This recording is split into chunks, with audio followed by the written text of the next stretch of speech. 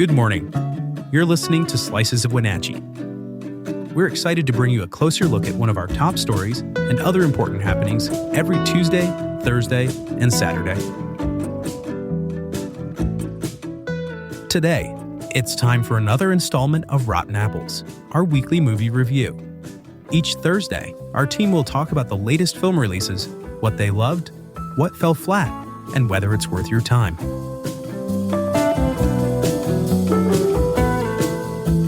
Before we continue, have you joined Neighbor yet? If not, download the app today and join local conversations about issues that matter. Neighbor is a site just for our local community focused on facts, not misinformation. Best of all, it's free for everyone. To learn more, visit wenatcheeworld.com/NABUR. Now, back to the show. Hello, this is Oscar Rodriguez, your host of Rotten Apples, the Wenatchee World's movie podcast. On today's episode, we'll be discussing Weapons, written and directed by Zach Cregger. And with me to discuss it, I have... Nancy Niles, managing editor. Okay. And then, but before we begin the discussion, I'll just read out a brief description of the film from the Sun Basin Theater's website. So, Weapons. When all but one child from the same class mysteriously vanish on the same night at exactly the same time, a community is left questioning who or what is behind their disappearance. So, Nancy, what'd you think of the movie? I thought it was different. It wasn't the same as other horror that I've seen. I'm not even sure I classify it as horror. Yeah, that is a good question. Yeah, because it's very funny, actually, believe it or not. I don't know if it was supposed to be that. No, I think definitely, just for any listeners, the movie's marketed pretty strongly as a horror movie. You know, kids disappear in the middle of the night. They're running in a very strange fashion. But I think there's supposed to be an intended sort of like black comedy kind of thing where like... Right. So it's so ridiculous that this is happening. I think it's supposed to be, I think it is intentional. Without giving away anything, I will just say that there was definitely a marked shift before, like, you know, the big ending, twisty thing. The third act thing, yeah. Yeah, so there was a marked shift between horror and comedy. Sure. And so I admit I wasn't entirely sure they meant to be funny, it was just... Or I just thought it was funny. Like, it could be just my humor. Okay. No, I think in the audience I went to go see it, there were definitely moments that everyone just laughed. I feel like if everyone's laughing, I feel like it might be intended. But again, you know, maybe it's just an unintentional effect that the creator might say, oh, that's pretty interesting. But just going back, what do you think about the movie? Did you ultimately like it? Would you recommend people go see it? Oh, I'd recommend they go see it. It was definitely a good movie. I came away glad that I went to see it. Mm-hmm. I think the way it was filmed was kind of interesting. It almost reminds me of like Crash. Oh, okay. You know, where you see things from different perspectives, right, and then you kind of expect that they're all going to come together at the end. And so It wasn't like that. It wasn't exactly like Crash, but I kind of got that vibe that the point was it kind of goes forward in time and then back to replay the same period of time from multiple perspectives. Right. So it was different than a traditional horror movie in that respect. There are some characters, I'm not sure why they bothered. You know, like I didn't get the feeling at the end like their perspective really made a difference to the plot. So I'm not, you know, like I had some questions when I left. Okay, so maybe some listeners might expect some discussion with whoever you go to see the movie to try to sort of decipher what goes on. I don't think it's too complicated for any folks that are maybe concerned about like an Inception level plot, but definitely there is some adjusting. One light spoiler is the story's told over several chapters via different characters' perspectives. So we have like a sort of series of questions at the beginning, and after, you know, the following chapter might give you the answer to some kind of question you had in the previous chapter. But you might be kind of befuddled a little bit and during some of the middle of the chapters. So what it felt like to me was as if the plot was in the center.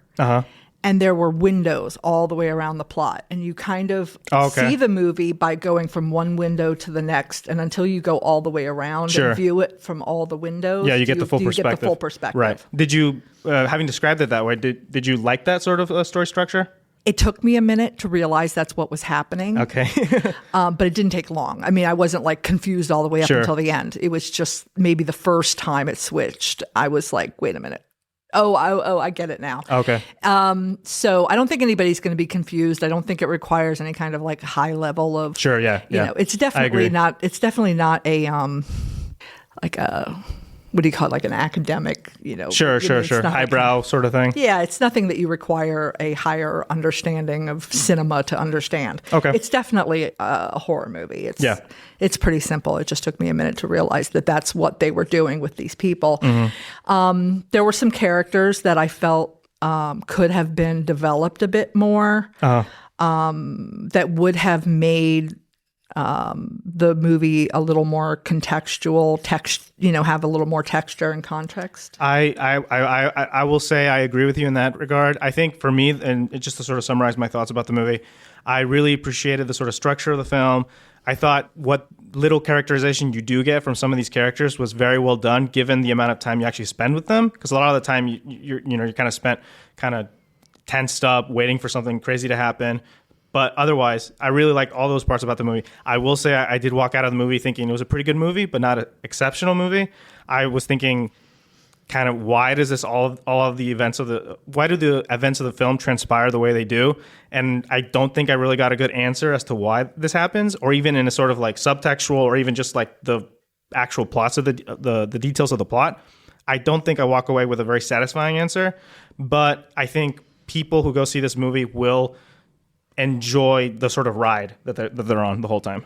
Right. I think they definitely spend more time on the different perspectives than they spend on the point. Sure. Yeah. And so in a good way, you end up leaving having a whole conversation with whoever you went to the movies with about what you thought was happening or why you thought it was happening. They didn't explain it to you, but they gave you enough information for you to figure it out and then maybe kind of debate it among your friends with coffee afterwards. Mm-hmm. But as far as, I'm not actually a horror buff. Okay. So I would say that I don't like jump scares and like the kind of suspense that makes your heart go thump, thump, thump. Yeah. Thump. And I felt like this wrote a pretty decent line between not too scary and not too really gory. It was just it was pretty well done. Yeah, I'll agree with you on that, especially. The last thing I'll mention is Zach Cregger's, this is his second film. His first film, I don't know if you've seen it, Barbarian. Have you seen it? I haven't seen it, but I read about it. Okay, well, I highly recommend for folks who, I always like to encourage folks to sort of get a good sense of like a director's filmography, because you can kind of get a sense of like what type of stuff they like or don't like. So for any folks that are either have seen Weapons but haven't seen Barbarian, or the other way around, I highly encourage you to either watch one or the other, just to sort of get a better sense of the whole director's filmography. Barbarians is on my list. Okay, perfect. So I think that wraps up our discussion for today. Let us know via Facebook or reaching out to us on our website what you thought about the film, or if you have any other films you'd like to see us discuss. But thank you very much for listening. Thank you. For more, head over to WenatcheeWorld.com. Are you passionate about the issues shaping North Central Washington? Then you won't want to miss the Wenatchee World Forum at Pybus. This monthly event brings together newsmakers and the community to dive into the topics that matter most. It's your chance to engage, ask questions, and be part of the conversation shaping our region's future. Have questions or need more info? Visit WenatcheeWorld.com/forum. Now, a few other stories you should know about. The former executive director of the Shalane Douglas Land Trust has filed a federal lawsuit claiming she was forced out of her role due to gender discrimination and retaliation. Eunice Humans alleges board members used sexist language and subjected her to unfair performance reviews before firing her last fall. She says efforts to voice her concerns were dismissed, and that a consultant hired by the board pressured her to resign. The organization says it's reviewing the claims and remains committed to a culture of respect. A wave of funding cuts from Olympia is sending shockwaves through North Central Washington's nonprofit and public sectors. A new survey by Our Valley, Our Future, and Thriving Together NCW found that 26 organizations, including 16 nonprofits, have already lost state funding or been told it's at risk. Budget reductions are steep, averaging over 25%, with some groups bracing for cuts as high as 90%.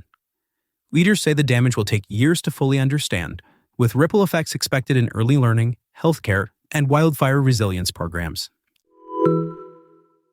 More than a year after the Balsam Root fire scorched over 300 acres near Horse Lake Trail in Wenatchee, an arrest has finally been made. Chelan County investigators say DNA evidence linked an 18-year-old East Wenatchee man to the July 2024 blaze. The suspect was arrested in late July on charges including reckless burning, though he's no longer in custody. The case remains under review by the Juvenile Prosecutor's Office. The Chelan County Auditor's Office is currently looking for volunteers to join an against committee for the Lake Chelan School District's proposed $73 million bond. That bond measure, appearing on the November ballot, would fund a new school and upgrades to existing facilities. If the district doesn't appoint a committee to write an opposition statement for the voters' pamphlet, the county is required to find one. Residents in the district have until this Friday at 5 p.m. to apply.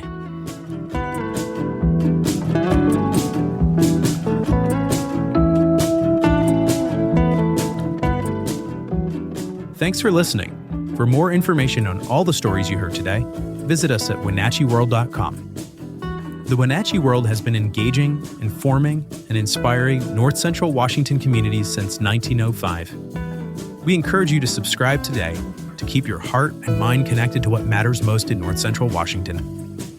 Thanks for starting your morning with us, and don't forget to subscribe to Slices of Wenatchee wherever you listen to podcasts.